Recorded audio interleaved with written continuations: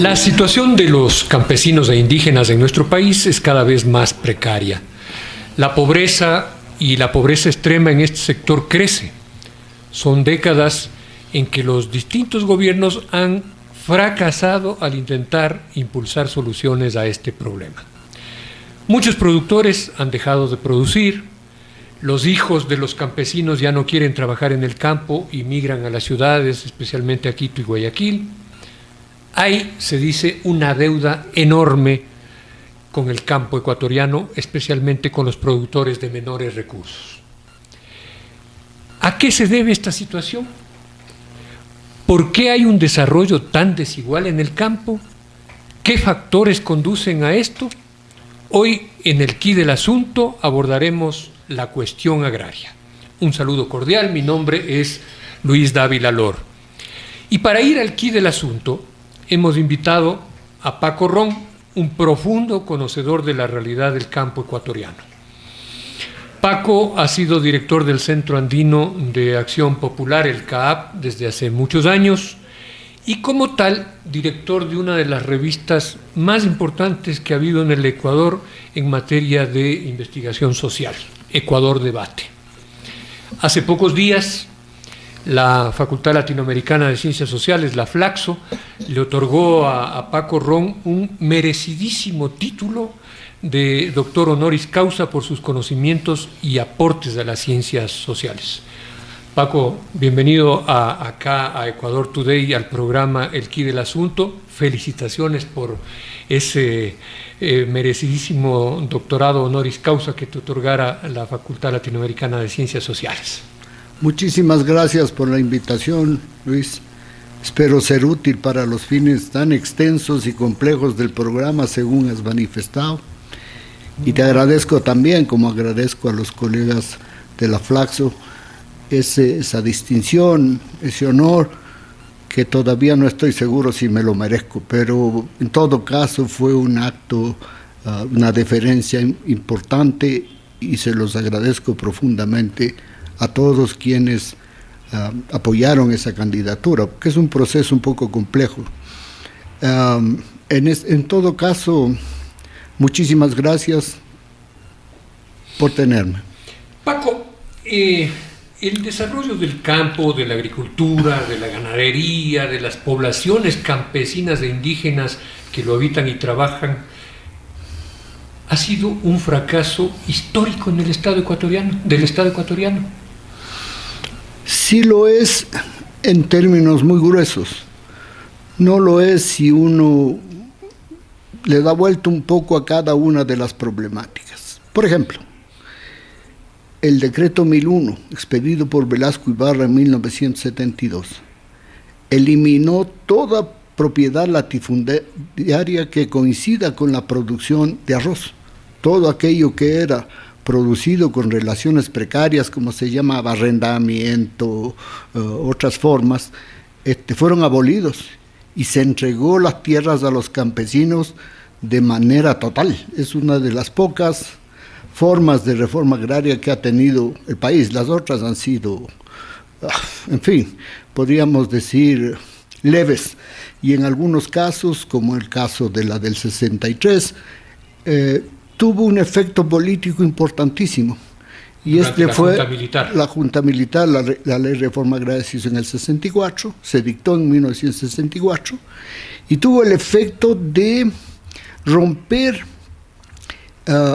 con el dominio no solo feudal, sino gamonal de los terratenientes, grandes propietarios de las tierras, independientemente de si transfirió o no transfirió la tierra. En el fondo rompió esa forma de dominio, y a partir de ello ya no existe latifundio, lo cual, si uno va al informe SIDA que hizo un colega chileno por encargo de la OEA, ahora está de moda la OEA, en ese tiempo también estaba de moda. Entonces, este informe señalaba que la característica del país era esa bipolaridad latifundio-minifundio. O sea, eso se encuentra, creo yo, en casi el origen mismo de la constitución de las haciendas en el país, que data más o menos del siglo XVII, del año pasado. No es que los españoles vinieron y armaron haciendas, no, pasó un buen tiempo donde se dedicaron a exacerbar la explotación por la vía de tributos, etcétera, y luego empezaron a tomar atención sobre la tierra, el rey a dar concesiones, etcétera, y se pasó a esta cuestión curiosa que fue el Guasipungo.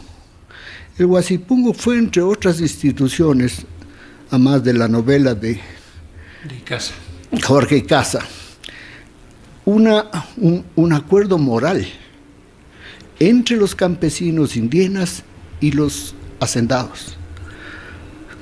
Cuando una indígena tenía familia, llegaba a tener hijo mayor de edad, este hijo se casaba, pasaba un tiempo de arrimado en la tierra, en el Guasipungo de su papá, y después el padre iba al hacendado y le exigía que le tiene que dar Guasipungo, porque era parte del pacto moral. Algunas haciendas que ahora se están estudiando revelan que para el 1950, 1960, las haciendas en términos de empresariado capitalista, como quisiéramos verlas, fracasó. Y entonces fue incluso incapaz de mantener este acuerdo moral con los indígenas y muchos se sublevaron porque no era el hacendado capaz de entregar Guasipungos. De eso, sin embargo, no quedó una mayor trascendencia en términos de tenencia a la tierra. No surgió, si bien quebraron las haciendas, Toacaso, por tomar una cercana aquí en la provincia de Cotopaxi, Jinjin en la provincia de Chimborazo, por tomar dos nombres, no significó para nada una transferencia de la tierra a los campesinos. Entonces tenemos un conjunto de campesinos que tienen pequeñas propiedades producto de la relación Guasipungo que se termina en 1963-64. Puede ser que haya rezagos, etcétera, pero en términos de política y realidad agropecuaria se termina en esos años, hasta el 73, donde se hace una nueva ley de reforma agraria por parte de la dictadura militar. Ambas son hechas por dictaduras militares. Muy curioso el asunto, los militares han sido más reformistas que otra cosa en nuestro caso, por decir algo. Pero ya en el 73 se acaba o se da por terminada esta relación Guasipungo, y entonces las propuestas son más bien de modernización y productivistas esencialmente. Esta cuestión de origen, donde tienes campesinos guasipungueros que luego por efectos de la reforma agraria del 63 son enviados a tierras marginales. Antes no necesariamente estaban en las tierras marginales de las haciendas, en las alturas de páramo, en sitios donde no había agua, etc.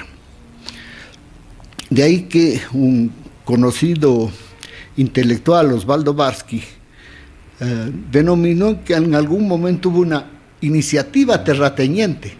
Si los terratenientes acudieron, sobre todo los de Cayambe, acudieron a la reforma agraria para liquidar el valor de salarios no pagados y de guasipungos a cambio de tierras marginales, sacando a los indígenas de las tierras más productivas, acompañando un proceso que ya viene, al menos en el caso de Cayambe, sucediendo desde 1940 aproximadamente, que es el inicio de la hacienda lechera, y por ende una modernización de la producción. Producir leche no es lo mismo que sembrar papas y esperar 6 meses para cogerlas. La ganadería es otra cosa. Es pastos, es mejoramiento, es sanidades, atención sobre el estado de salud de las vacas, etc. Es una cuestión ya casi empresarial. Esto lleva a que Barsky diga, bueno, aquí hubo una iniciativa terrateniente, lo cual es contestado por Andrés Guerrero en un famosísimo artículo, donde le prueba a Barsky que no, que fue la movilización indígena, particularmente de la serranía, la que produjo y provocó este proceso de reforma agraria, de nuevo, independientemente de sus resultados. De hecho, hasta el año 1970, 72, no se habían repartido más allá de 80.000 hectáreas, quitando las tierras que eran propiedad del Estado. Eso es otra cosa. Pero de terratenientes, independientes, etcétera, no se habían repartido más allá de 80.000 hectáreas, donde estamos hablando de un hectareaje en general de 1.600.000 hectáreas, etcétera. Habría que precisar el dato, pero por eso es mínimo. Sin embargo, tiene este valor, que es desatar a los campesinos indígenas del dominio terrateniente hacendario. Ya no hay el huasipungo, que era el objeto de esta relación. Perdón. Entonces, lo que tenemos... Se proletariza un poco el trabajador. En la costa se proletariza. La costa sobre otro proceso diferente. Hay que leer Luisa Martínez y la novela La Costa para enterarse bien de cómo era ese asunto. Pero había relaciones precapitalistas, por supuesto. Y de hecho los campesinos costeños optan por hacer sindicatos. Esto lo ha probado bastante bien otro investigador muy serio, Hernán Ibarra. Utilizaban la figura de sindicato, no tanto para reclamar mejoras salariales y mejoras laborales, sino para reclamar tierra. De nuevo usando esta cosa de cambiemos lo que usted me debe por tierra. Y entonces, a partir de esos dos hechos, tenemos una otra imagen y un otro paisaje del campo ecuatoriano. Luego después va a venir el desarrollo del capitalismo, la inducción del mercantilismo en las comunidades indígenas, etcétera, etcétera, que están acompañados, tú has mencionado, por la migración, que es una migración de otro carácter, no es la migración de los 70 y antes de los 70, cuidado. La migración de los 70 era rural. En algunos casos rural-urbana, pero mínimos. Eran normalmente rural. Es decir, por ejemplo, campesinos de la sierra que iban a los ingenios azucareros de la costa. Este es el mejor ejemplo. La cañicultura, al menos los 4 ingenios más grandes, usaban alrededor de 4.000 trabajadores en épocas de zafra. Ahora la cosa es 400, pero después vamos a hablar de este otro momento y este otro fenómeno. Entonces hay un proceso de migración de otro tipo. Ahora los vemos en Quito como informales o formales, vendiendo en las abacerías, sobre todo de frutas, comprando chatarra, metidos ya en otra dinámica, no todos, en otra dinámica importante. Hay algún estudio que se hizo sobre jóvenes trabajando, su otra colega Lama Ibrahim, sobre jóvenes trabajando en las plantaciones de brócoli en la provincia de Cotopaxi. El resultado es que estos jóvenes, los varones eran absolutamente inestables, las mujeres más estables, y los varones estaban ahí en tanto en cuanto lograban reunir un pequeño capital para comprar CDs y volverse vendedores de CDs en Quito. Entonces su misión no era proletarizarse, no había el espíritu, cuidado, proletario atrás, porque la proletariado supone una conciencia de sí también, y esto no existía. Entonces hay dos fenómenos que van a cambiar la situación. Uno es estas reformas agrarias, que independientemente de entregar o no la tierra, causaron efectos políticos importantes. Y la migración y el traslado de un otro imaginario, el conurbanismo, por ejemplo, a las hasta entonces comunidades campesinas. Entonces uno puede ver ahora, si va por la carretera panamericana, E35 creo que se llama, tú ves como al filo de una loma hay montones de casas, Ya no es esa imagen de la gran extensión de tierras y unas cuantas casas de comuneros dispersas por ahí, y el pueblo como centro de ceremonial. Ahora no.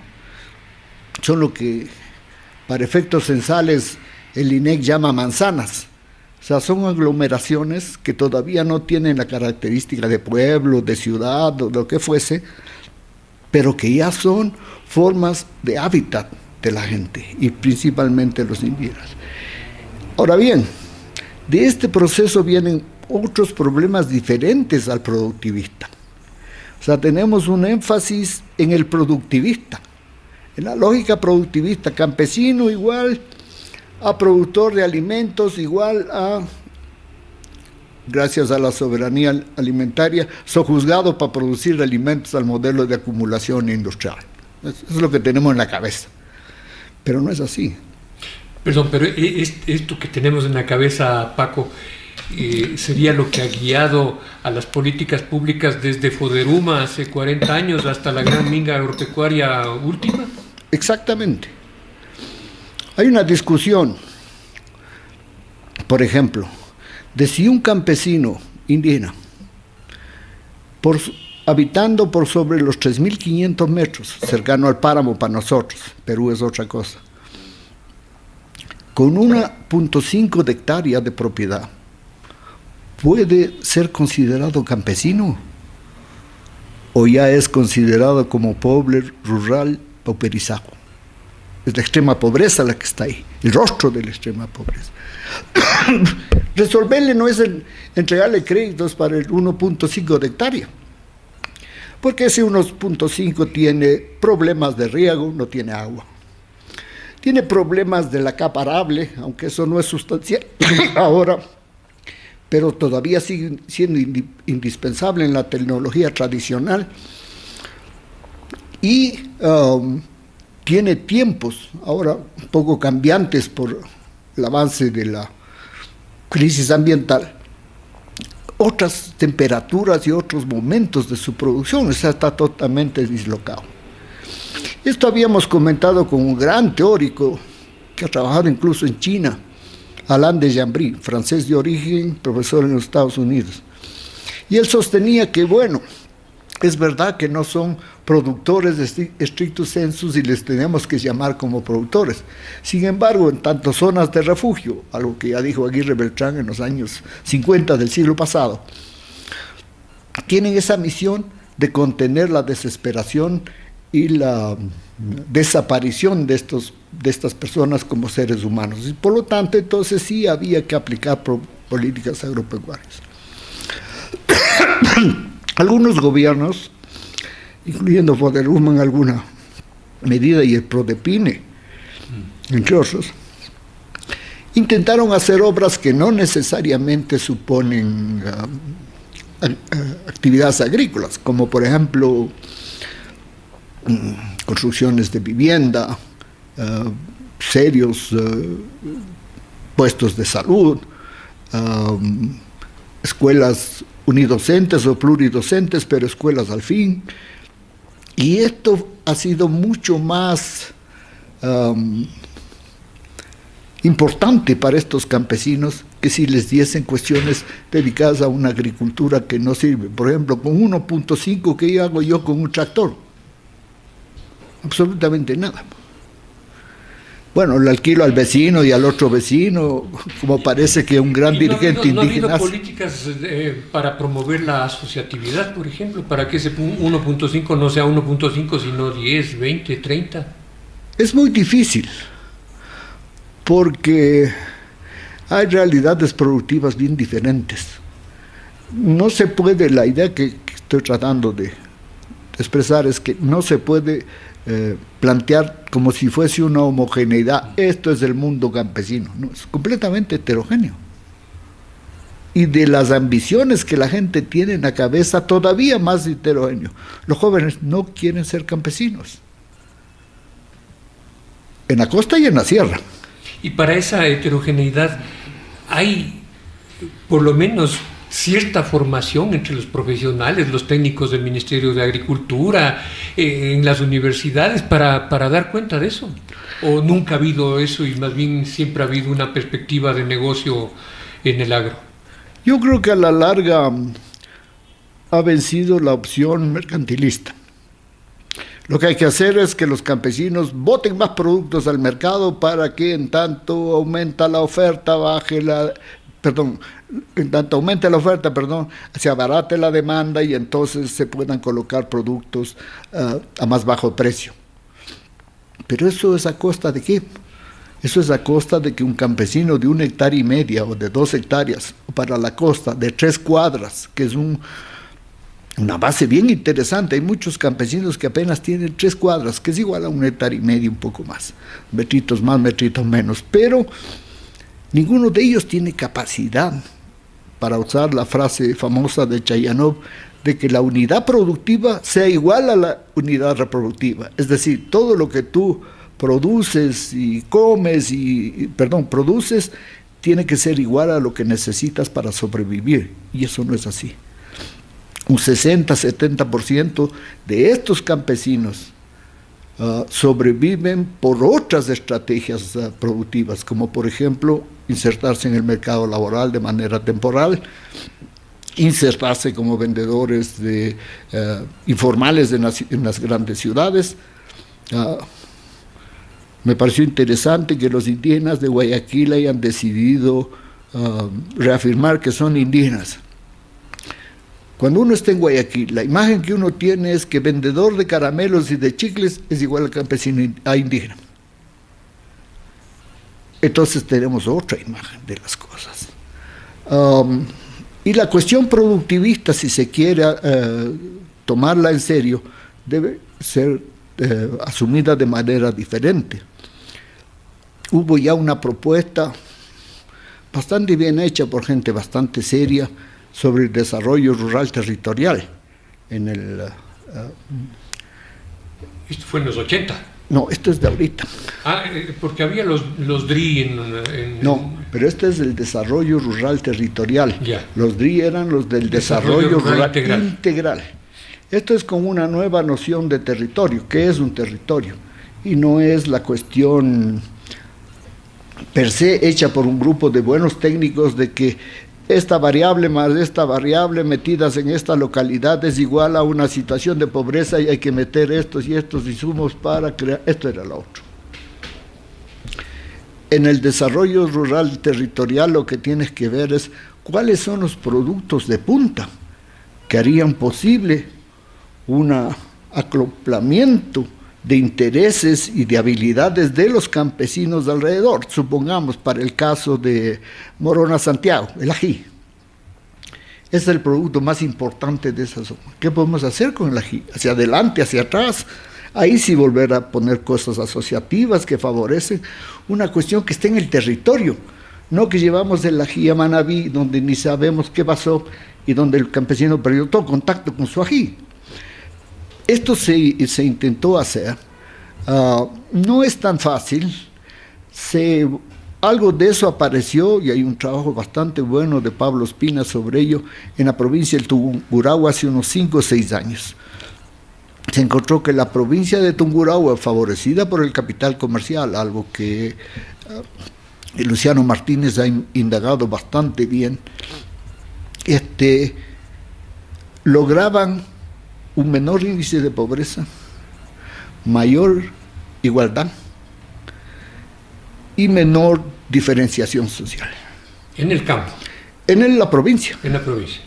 Porque hay que mirar cuando esta cuestión agraria arrastra otro tipo de producción.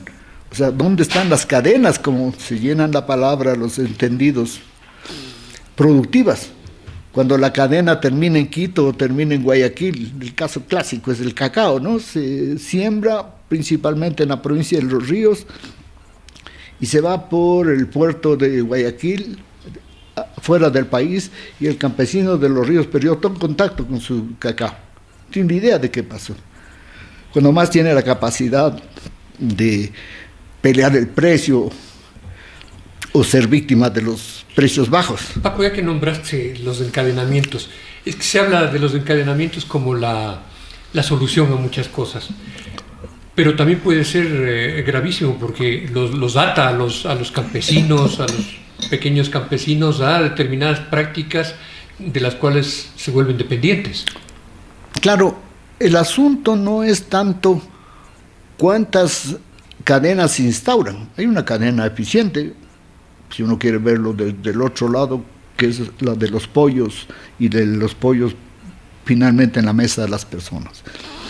¿Se puede repetir esa cadena? Sí.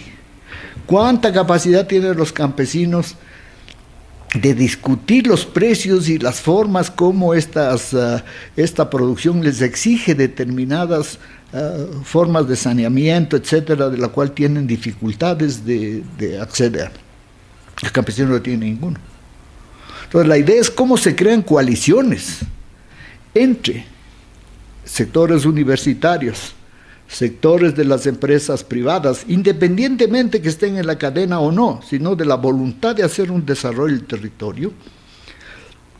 Hay cierto de desarrollo endógeno adentro, si se quiere también.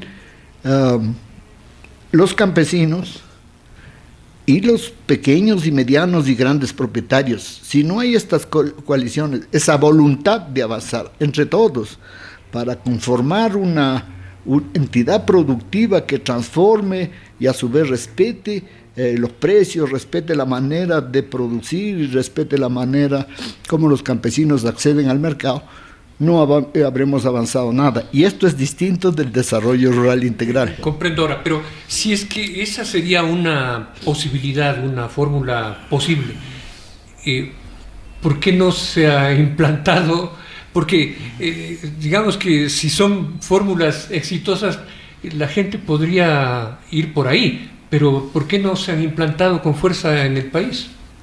Bueno, este debate sobre el desarrollo territorial viene desde hace poco, no es mucho el tiempo. Ahora están en la FAO personas que conocen esta cuestión y la van a impulsar en algún momento. Pero aquí me voy a referir al señor ministro Ontaneda. Si los sectores gremiales no tienen ninguna voluntad de acceder y de participar en una cuestión más amplia de desarrollo nacional, ¿qué podemos hacer?, decía el señor ministro Ontaneda. Es lo mismo acá. Si no hay una voluntad política, si por otro lado los consejos provinciales, consejos municipales se disparan por su cuenta para hacer acciones finalmente paternalistas, clientelares, que tienen como objeto no el desarrollo, sino reproducir su esquema de poder y ser electos tantas veces cuantas puedan. Entonces, si no tenemos eso, si dejamos a un lado todo lo que sería entender el país y una opción por el país, en este momento que están discutiéndose opciones, hay un planteamiento de la CONAIE, hay un planteamiento del presidente de la República enviado a la Asamblea, etcétera, creo que conviene empezar a entender otras cosas. Y en esto creo que volver a pensar el campo de otra manera, que ya se dejó en la década del 70, los estudios de estructura agraria y de formas de producción y de participación, etcétera, de los campesinos y de los sectores medios en la producción y productividad, era importantísima. Ahora ya no se hace eso. Entonces, ¿cómo se puede decir? Es que los campesinos indígenas de X pueblo me piden tal cosa, si yo ni siquiera conozco cómo están repartida la tierra comunal, cómo están repartidas las tierras, cuántos de ellos tienen 2 camionetas, cuántos no, cuántos se mueren de hambre. El tema de la tierra, tú comenzaste diciendo cómo era la estructura antes, grandes haciendas que con las reformas agrarias un poco fueron dividiéndose y entregándose a los sectores campesinos, pero después parece que hubo un retaseo tremendo de la tierra. ¿Cómo está ahora a nivel nacional, si es que se puede hablar de una visión nacional de la estructura de la tierra? Bueno, creo que necesitamos de urgencia un buen censo, porque el último que teníamos no era un censo stricto sensus, valga la redundancia, era una aproximación basada en una encuesta, era más bien una encuesta antes que un censo. El de 2010. El de 2010. Entonces precisamos un censo que nos deje entrever cómo está la situación de la tenencia a la tierra, cómo está la situación de la productividad de esa tenencia a la tierra, cómo están las relaciones de producción que esa tenencia de la tierra origina y redistribuye entre campesinos, hacendados, etc. Ahora bien, lo que se desprende de lo que señalabas hace un momento, Luis, es que el mayor factor de retaseamiento de la tierra es el mercado. O sea que esta nueva situación que tenemos en el campo, o que podemos advertir en el campo, proviene sobre todo de cómo la tierra se volvió mercancía y cómo esto fue adquiriendo fuerza. De ahí que es posible hablar que haya un estrato de campesinos no tan exiguo como fue antes, no mucho más aglomerado, entre las 20 y las 50 hectáreas, que es un espacio donde se pueden producir hortalizas, etcétera, y que es muy probablemente el que va a recepcionar las políticas que el señor ministro de Agricultura está intentando, siempre y cuando se acerquen a ellos y las entiendan. Pero para los pequeños eso no les sirve. Estamos hablando de que el Banco Fomento debería tener 2.500 millones de dólares solo para beneficiar a 250.000 campesinos, que serían los que están en ese estrato y un poco más abajo. Y yo no conozco que el Banco Ecuador puede estar muy equivocado.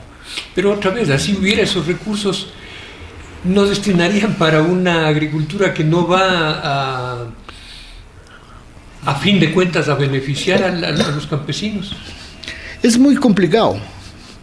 Porque por otro lado también hay que estudiar cuál es la ingesta calórica de los ecuatorianos ahora. ¿Qué comemos? Y probablemente vamos a encontrarnos con algunas sorpresas.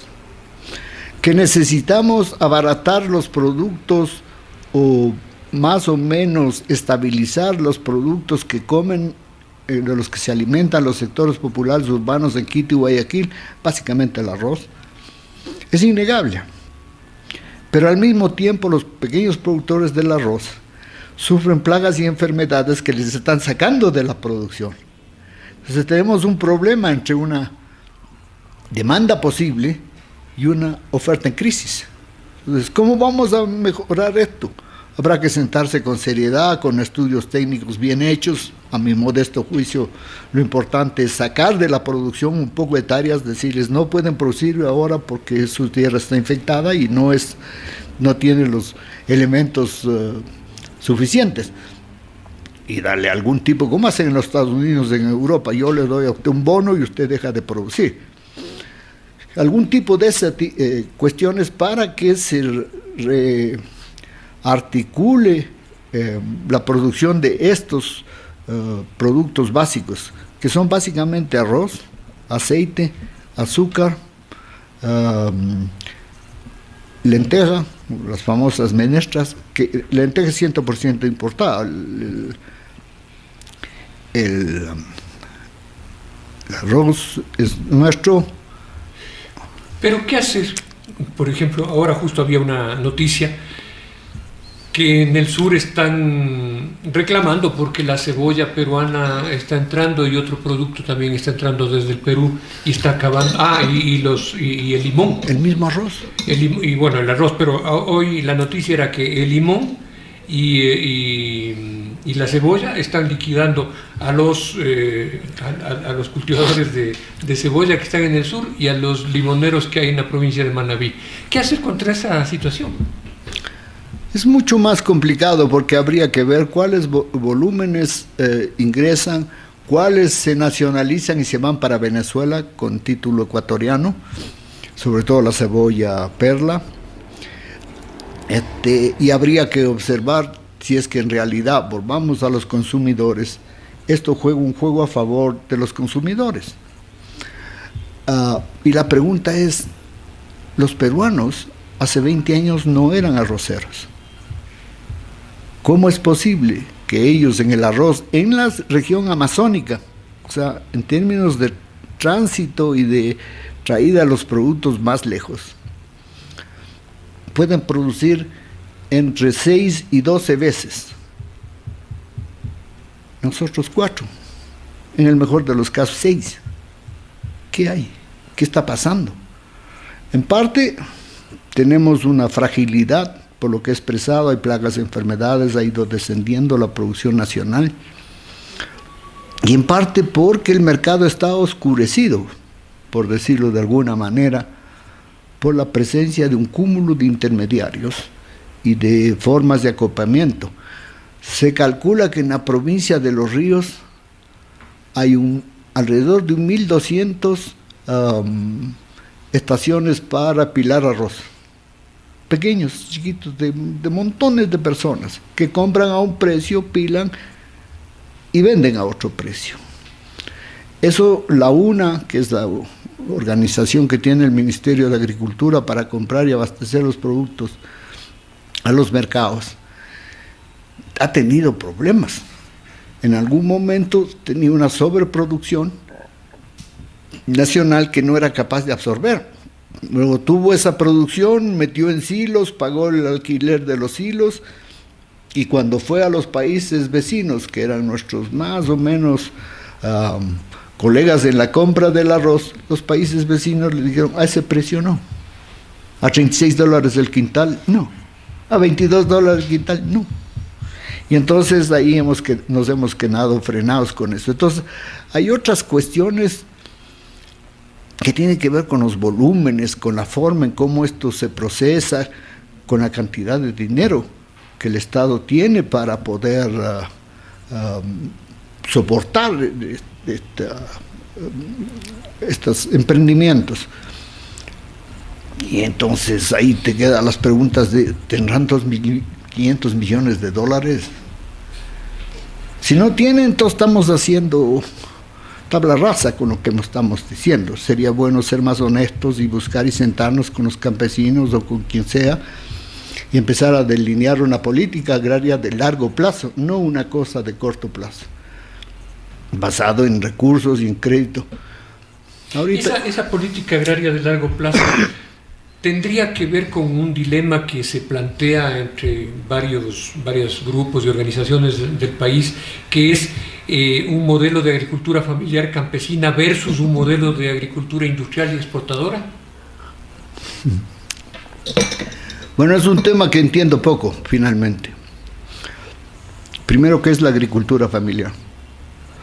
¿Por qué de pronto a un campesino, que es al que me estoy mencionando, ahora se le llama agricultor familiar? ¿Por qué no sigue siendo campesino? ¿Qué le dota de este apelativo de agricultura familiar? Que no sea la inyección de los pensadores y activistas europeos que instalaron ese calificativo. ¿Por qué confundir? Ahora, para irnos a la literatura y ayudarnos un poco a entender, agricultura familiar, según Samir Amin, un gran economista egipcio, son aquellos que tienen activos productivos y no la tierra. Activos. Por ejemplo, alguien que tiene un tractor ya tiene un activo productivo. Es diferente al que no tiene tractor, cuidado. Pero al mismo tiempo este sí puede pensarse otra forma de reproducción, donde el control del mercado, el control de las semillas, el control de otras variables productivas le son favorables. Entonces yo creo que ahí está la cuestión. La otra es fijarnos bien cuántos campesinos están dispuestos, hay una política del señor ministro actual de hacer plazas y ventas en cualquier calle, no sé cómo es la cosa, que ya se ha hecho muchas veces de paso. ¿Optan por eso o van a optar por ser de la agricultura familiar?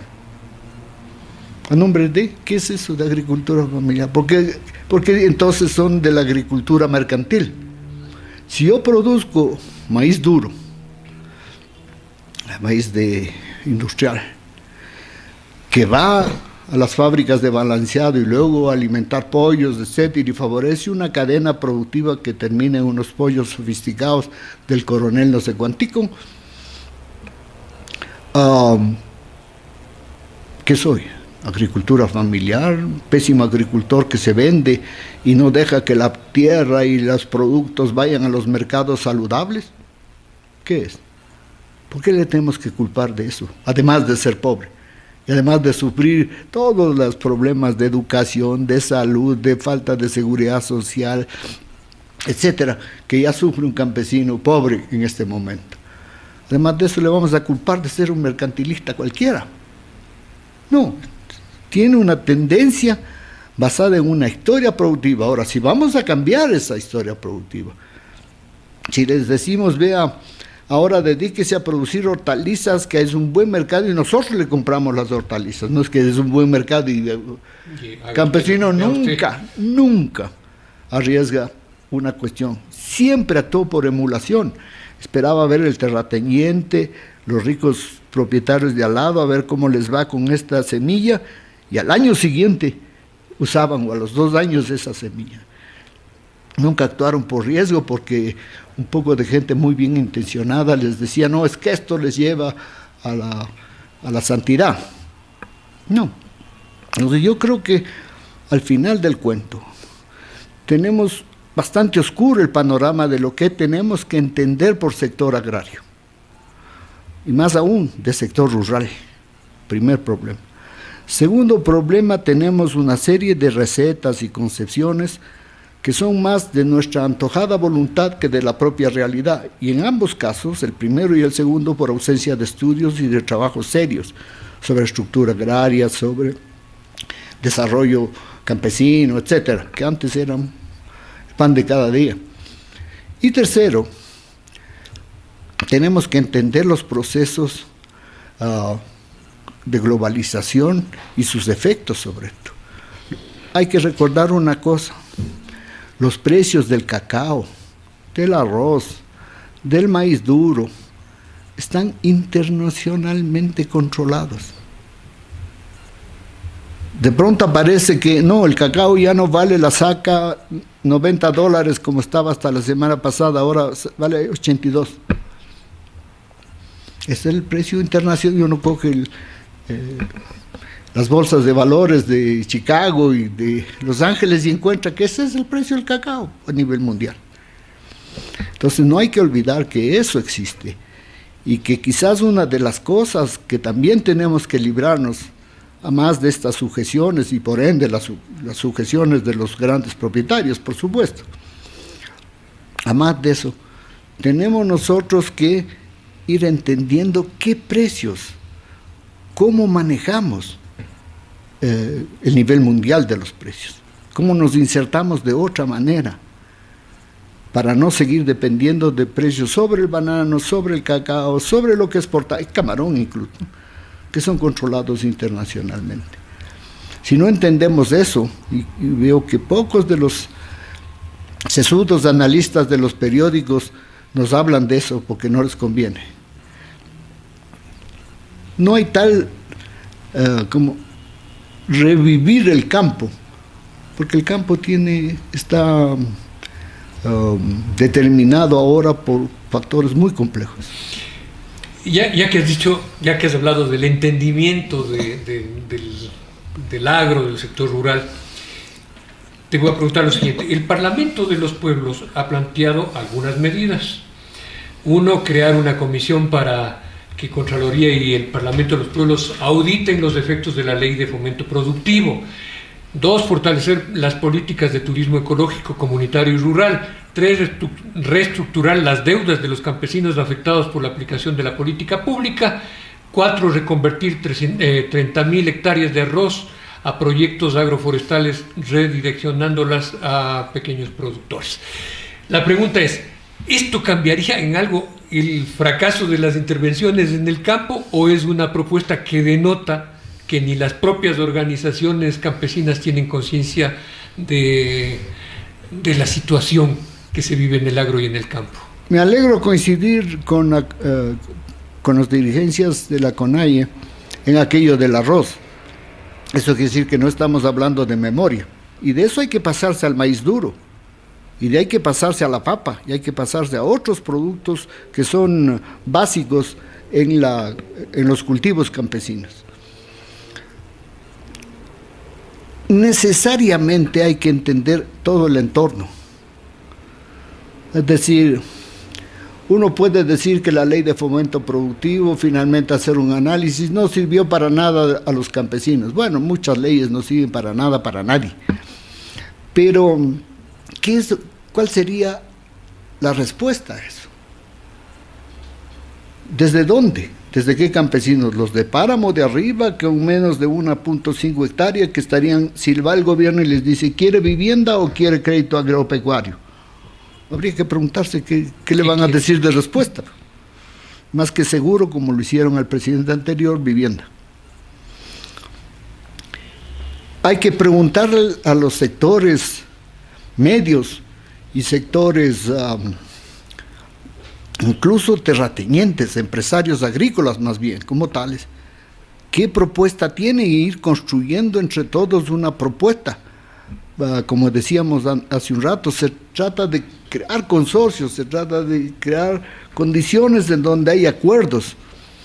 No necesariamente, lamentablemente además, la gran producción de arroz, si bien está basada en productores campesinos, el arroz en general, los grandes productores siguen siendo importantes. Hay gente que tiene 7.000 hectáreas de arroz,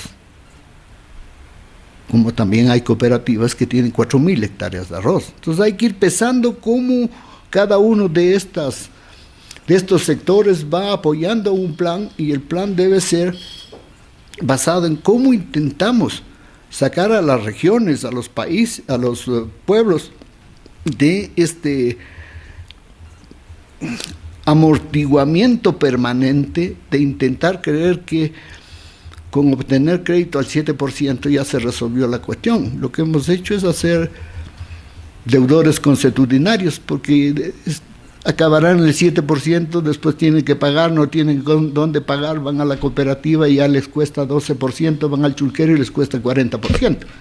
Eso es lo que hemos logrado, crear una cultura de no pago. Entonces hay que ser cuidadoso ya a la altura de este país, luego de que se ha tenido 2 reformas agrarias no completas, se puede decir hasta fallidas, el término no estoy seguro, más bien no completas, sin voluntad política de desarrollarlas. Hemos tenido programas del Estado con apoyo del Fondo Monetario, del Banco Mundial, como fueron los 14 DRI que se hicieron en el país entre el 74 y el 96, me parece. Programas como el Prodepine, que fueron una transferencia de recursos significativa y que sirvieron finalmente para dividir a las organizaciones campesinas, con esto del endodesarrollo y cuestiones atrás. Hay que ser cuidadoso, yo creo que hay que debatir mejor qué es lo que se quiere, a dónde se quiere y cómo se hace viable aquello que se quiere. No se trata de establecer cuestiones que ya dijimos antes. Tú recordaste el Foderuma del Banco Central, que era una iniciativa bien interesante y que promovió organizaciones de segundo grado muy interesantes, Lurocal, por ejemplo.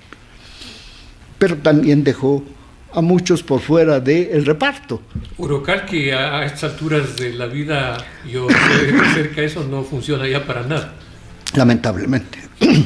Paco, finalmente, en los primeros días de octubre hubo esta manifestación de los indígenas acá, bueno, ya todos sabemos, hemos debatido aquí también sobre lo que se dio. ¿Cuánto crees tú que en esa manifestación influyó la situación en la que viven los campesinos y agricultores pequeños, medianos y pobres del país? En mucho, siempre y cuando no aislemos a los otros. Es decir, el asunto fue hegemonizado por los indígenas, o sea, tuvo rostro indígena. Y si uno escarba un poco, tuvo rostro de la pobreza indígena. Pero no fue la única manifestación ni el único componente, e incluso aquellas cosas que se escaparon de la mejor manera de hacer una protesta, de un conflicto social, y se llegó a una protesta que no se pudo controlar.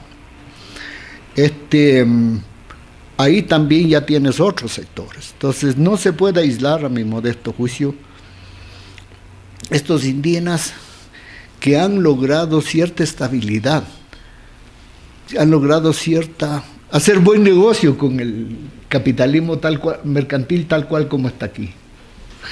Luego tienes otros indígenas que han logrado, son viables, como decimos en alguna literatura agraria, y que producen suficientemente como para que la unidad de producción sea igual a la unidad de producción e incluso tengan cierto excedente. Cuestión básica cuando se les da crédito, ¿no? Si no van a obtener excedente, ¿cómo pagan? Y ahí vamos a volver a propiciar esta cultura de no pago que bastante mal le ha hecho a todos. Tercero, los campesinos que no tienen igual destino, de los que igual que los sectores populares urbanos perdieron certeza de movilidad. No tengo datos y puede ser que lo que voy a decir exagere y no tiene ningún contenido racista, cuidado. Pero antes salías de la comunidad al pueblo, pasabas algunos tiempos amestizándote en el pueblo, después pasabas a una ciudad medianamente mediana, capital provincial, y de alguna manera te habías blanqueado. Y tenías ya la posibilidad de tener una camioneta, lo que fuera, un ascenso social. Ahora, ¿cuántos tienen posibilidad de tener ese ascenso social? Ninguno, ya no tiene certeza.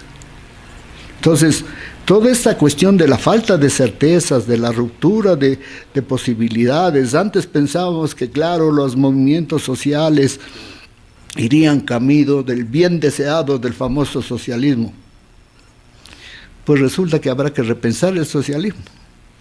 Y después de los hechos en Chile, en Bolivia, aquí mismo, habrá que pensar, ¿y qué es eso en democracia? Porque lo que está claro es que independientemente de las características de cada marcha y cada eclosión, la gente está pidiendo respeto, en mi opinión, pues.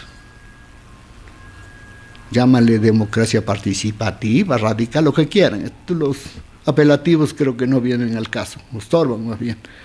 Pero la gente quiere que su opinión y su deseo, insatisfecho de un deseo que ya no puede tener, sea escuchado.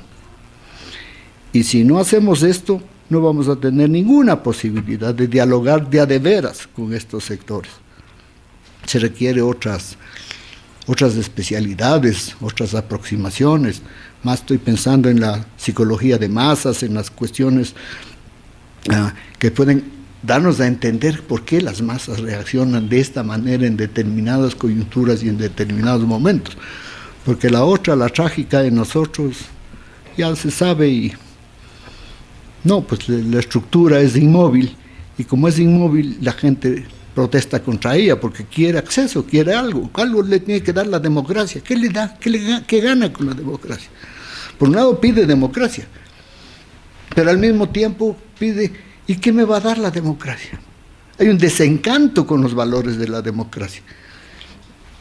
Vivimos 10 años más de la presidencia de Correa, donde se nos dijo mucho de la democracia radical, etcétera, etcétera.